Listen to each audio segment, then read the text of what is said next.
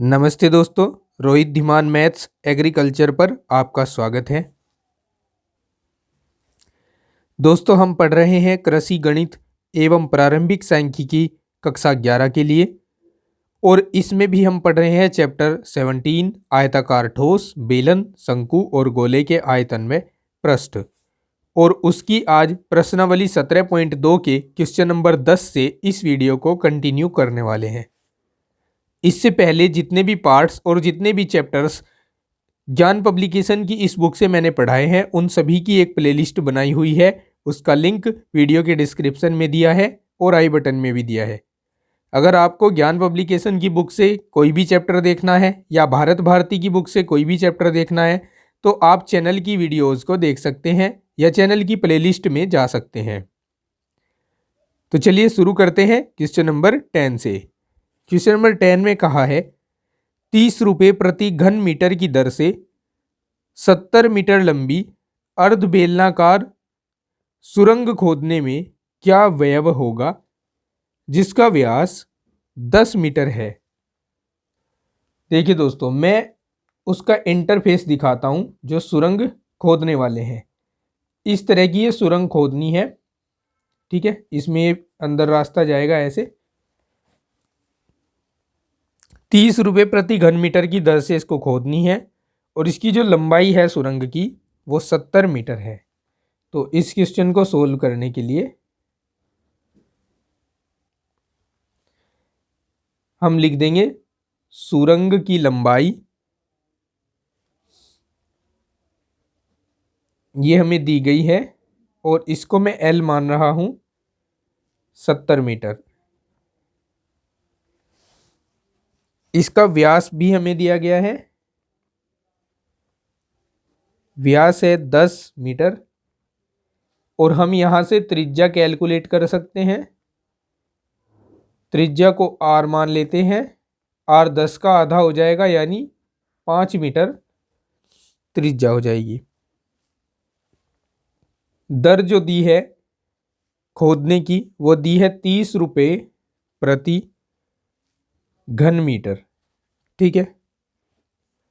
कहा है कि व्यय बताओ, इस सुरंग को खोदने में कितना खर्च आएगा ये बताओ। तो इसका आयतन निकाल लो। आयतन को 30, जो भी आयतन आएगा उसको 30 से गुणा करा दो तो खर्च निकल जाएगा। अब इसका आयतन कैसे निकलेगा? सुरंग का आयतन, देखिए सुरंग अर्ध बेलनाकार है। सबसे पहले आप बेलन का सूत्र लिख दीजिए आयतन का, पाई आर स्क्वायर एच, एच का काम कर रहा है एल। अब आधा बेलन है इसलिए अर्ध बेलनाकार इस तरह, ठीक है। आधा कर दीजिए इसका। अब यहाँ आप वैल्यू रखिए, पाई की वैल्यू रखिए 22/7, आर का वैल्यू रखिए 5 और एल का वैल्यू रखिए 70।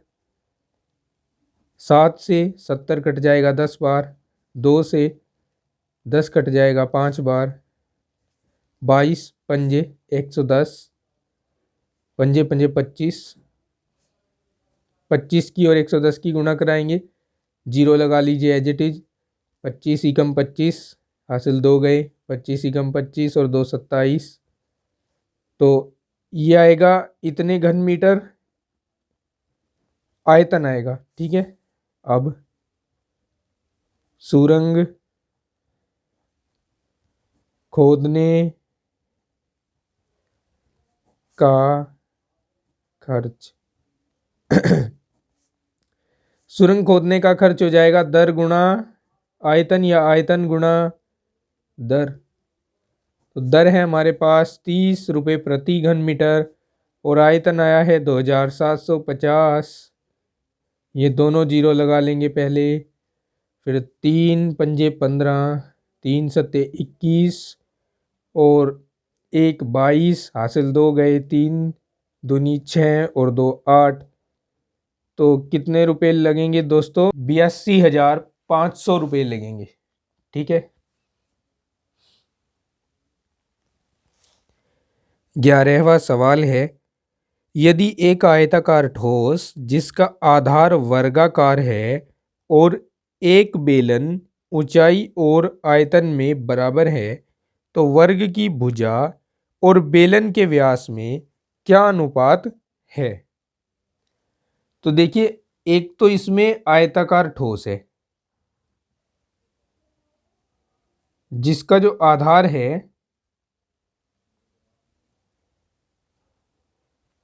वो वर्गाकार है, ठीक है।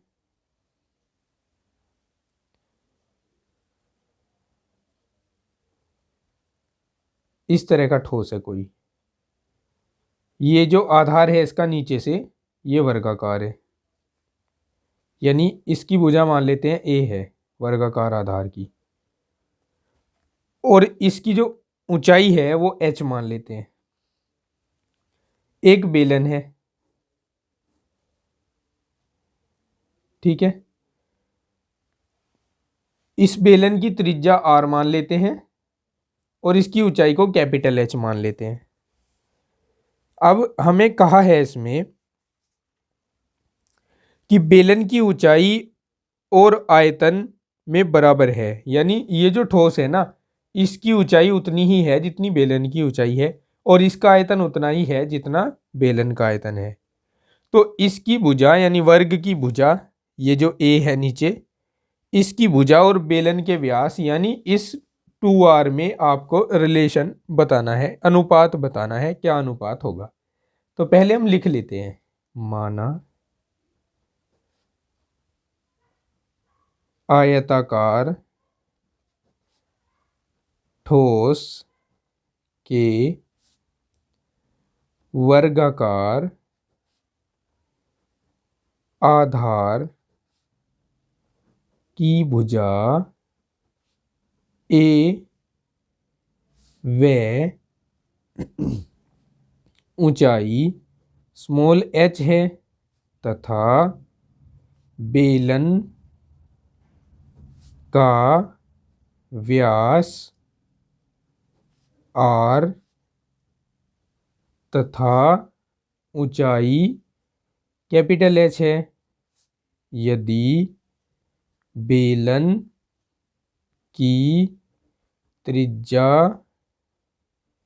r हो तब कैपिटल R यानी व्यास बराबर होगा 2 गुणा स्मॉल r यानी त्रिज्या के, या स्मॉल r का मान हमें चाहिएगा इसमें r/2 यूज कर सकते हैं। दिया है हमें, दिया है कि ये जो स्मॉल h है ये कैपिटल H के बराबर है तथा वर्ग नहीं आयत लिखेंगे, आयताकार ठोस का आयतन बराबर है बेलनाकार ठोस के आयतन के। आयताकार ठोस का आयतन होता है आधारक क्षेत्रफल गुणा ऊंचाई। आधारक क्षेत्रफल हो जाएगा a², ऊंचाई हो जाएगी h, और बेलन का आयतन होता है पाई r²। r का काम करेगा कौन, r² की जगह चलिए पहले लिख ही देता हूं, पाई r² कैपिटल H, a² गुणा h equals to pi, r का काम r/2 भी कर सकता है तो इंटू h हो जाएगा। लेकिन दोस्तों ये जो स्मॉल h है ये कैपिटल H के बराबर है, पाई इंटू r²/4 लिख सकते हैं हम, इंटू h, ठीक है। हम देख रहे हैं h से h कैंसल, इस r² को इस a² के अपॉन में रख लेंगे तो ये हो जाएगा a² upon r² equals to pi upon 4 हो जाएगा। या हम यहाँ से वर्गमूल लें दोनों ओर का तो a upon r equals to हो जाएगा √पाई upon 4। a upon r equals to √पाई लिखा जाएगा क्योंकि पाई का वर्गमूल आसानी से तो नहीं ले सकते, 4 का वर्गमूल 2 हो जाएगा। अब हम a अनुपात r अगर लिखें तो ये हो जाएगा पाई अनुपात 2 और यही अनुपात हमें इसमें फाइंड करना था। यही हमारे इस क्वेश्चन के लिए आंसर है। नेक्स्ट क्वेश्चन 12 है, सिद्ध करो कि लंबवर्तीय बेलन के आयतन का 2 गुना उसके वक्र पृष्ठ और आधार की त्रिज्या के गुणनफल के बराबर होता है। देखो, इस क्वेश्चन को सोल्व करने के लिए, सिद्ध करने के लिए पहले हमें लिखना होगा कि माना लंबवर्तीय बेलन की त्रिज्या r, ऊंचाई h, आयतन v तथा वक्र पृष्ठ s है, तब आयतन हो जाएगा v बराबर पाई r स्क्वायर h तथा वक्र पृष्ठ s बराबर हो जाएगा 2 pi r h. According to question आयतन का करना है 2 गुना यानी 2v, तो 2v बराबर हो जाएगा 2 पाई आर स्क्वायर एच। ठीक है, v के साथ 2 की गुणा कर रहे हैं तो पाई आर स्क्वायर एच के साथ भी 2 की गुणा हो जाएगी। या हम इसे ऐसे भी तो लिख सकते हैं 2v बराबर 2 पाई आर एच गुणा आर, ये स्क्वायर है इसको आर गुणा आर लिख दिया। और ये क्या है, ये तो वक्र पृष्ठ है ना, तो यहाँ s गुणा आर लिख सकते हैं, यानी ये वक्र पृष्ठ है और ये त्रिज्या है। तो क्या हम ये प्रूव कर चुके हैं कि 2 गुणा आयतन बराबर वक्र पृष्ठ गुणा त्रिज्या, और यही हमें इसमें सिद्ध करके दिखाना था। तो लिख देंगे प्रूव्ड। ठीक है दोस्तों, 13वां सवाल पढ़ते हैं। किसी खोखले बेलन की बाहरी और भीतरी त्रिज्याएं क्रमशः 6 सेंटीमीटर और 4 सेंटीमीटर है। यदि बेलन की ऊंचाई 14 सेंटीमीटर हो तो उसका आयतन और संपूर्ण पृष्ठ ज्ञात कीजिए। चलिए शुरू करते हैं इसका सॉल्यूशन। देखिए, इसमें हमें गिवन है बाहरी त्रिज्या, इस बेलन की बाहरी त्रिज्या को R1 से दर्शाते हैं और ये हमें 6 सेंटीमीटर दी है। और आंतरिक त्रिज्या R2 ये हमें 4 सेंटीमीटर दी है। ऊंचाई इसको h से निरूपित कर लेते हैं, ये 14 सेंटीमीटर दी है। तो हमें इस खोखले बेलन का आयतन पूछा है। खोखले बेलन का आयतन, खोखले बेलन के आयतन के लिए सूत्र होता है pi R1 square minus R2 square into h. Pi का मान 22/7 रख लीजिए। R1 का स्क्वायर यानी 6 का स्क्वायर 36 लिख रहा हूँ। R2 का स्क्वायर यानी 4 का स्क्वायर 16 लिख रहा हूँ। और h का मान 14 लिख रहा हूँ। 7 दूनी 14, 22 दूनी 44 और 36 में से 16 घटाओ तो 20, 44 दूनी 88, 880 घन सेंटीमीटर इसका आंसर आएगा।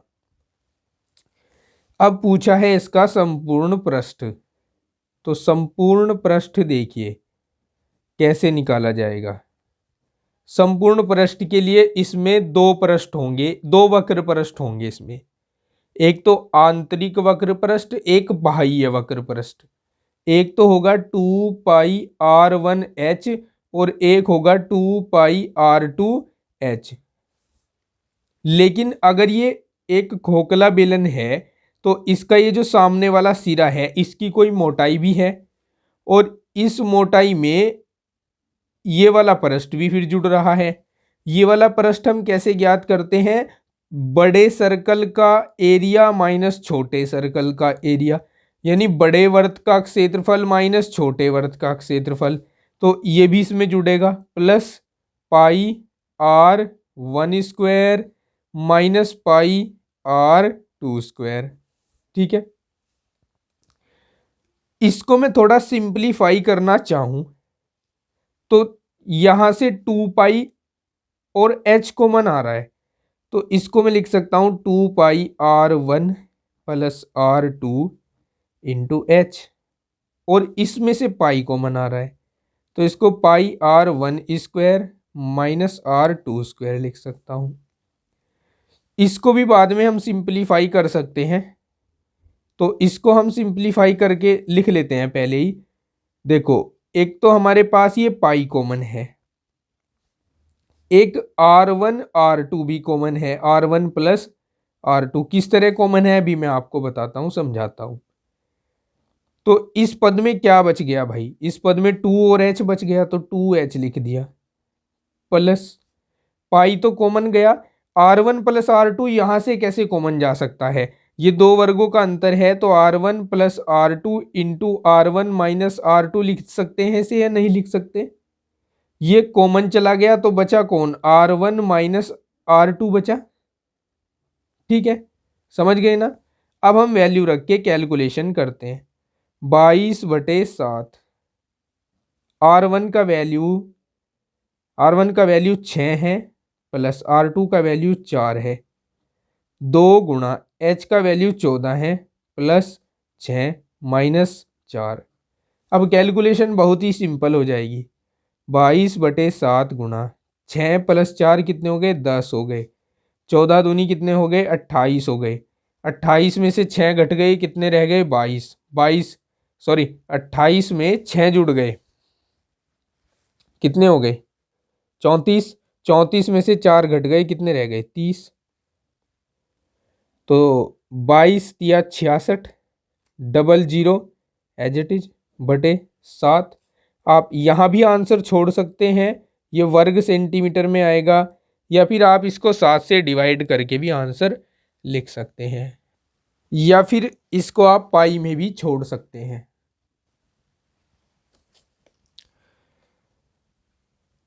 नेक्स्ट क्वेश्चन है 14। 28 सेंटीमीटर ऊंचे और 11 सेंटीमीटर आधार त्रिज्या वाले लंबवर्तीय ठोस बेलन की धातु को गलाकर एक ठोस घन बनाया गया। घन की कोर की माप ज्ञात कीजिए। तो देखिए, इसमें हमें दिया गया है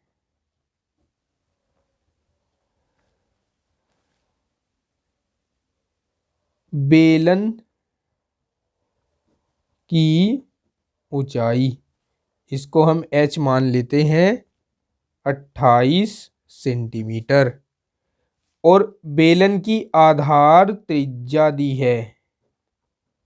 आधार त्रिज्या को हम r मान लेते हैं 11 सेंटीमीटर। इस लंबवर्तीय ठोस बेलन को गलाकर एक घन बनाया गया। घन की कोर की माप ज्ञात करनी है।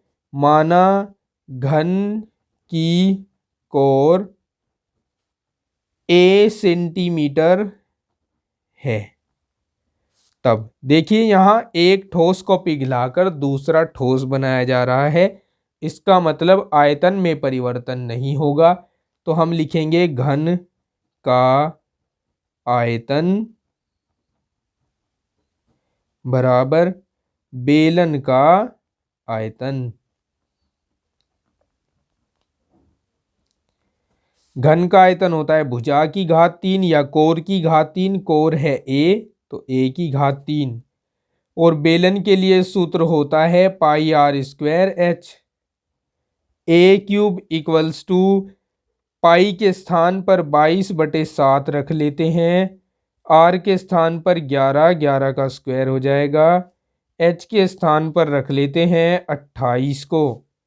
7 चौक 28। ए क्यूब इक्वल्स टू, इसको क्या 2 गुणा 11 लिख लूं और इसको 11 इसका स्क्वायर एज इट इज रहने देते हैं और इसको 2 का स्क्वायर लिख सकता हूं क्या? लिख सकता हूं ना। अब देखो 2 और 1 3, 11 की घात 3 हो गया और 2 और 1 3, 2 की घात भी 3 हो गया। इसका मतलब ये 11 दूनी 22 की घात 3 हो गया। और कंपेयर करूं तो ए का वैल्यू आएगा 22 सेंटीमीटर और यही आंसर है, यही हमें इसमें ज्ञात करना था। ठीक है दोस्तों, तो वीडियो के इस पार्ट में इतना ही।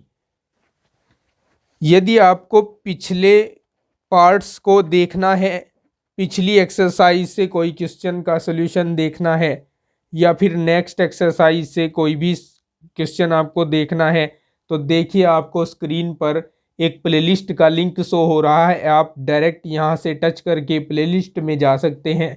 और हाँ दोस्तों, एक यहाँ पर आपको सब्सक्राइब का बटन भी दिख रहा है। अगर आप नए व्यूअर हैं तो सब्सक्राइब जरूर कर दीजिएगा, क्योंकि चैनल आपके लिए बहुत ही बेनिफिशियल है। मिलता हूँ आपको नेक्स्ट वीडियो में, तब तक के लिए take care, bye bye, have a nice day.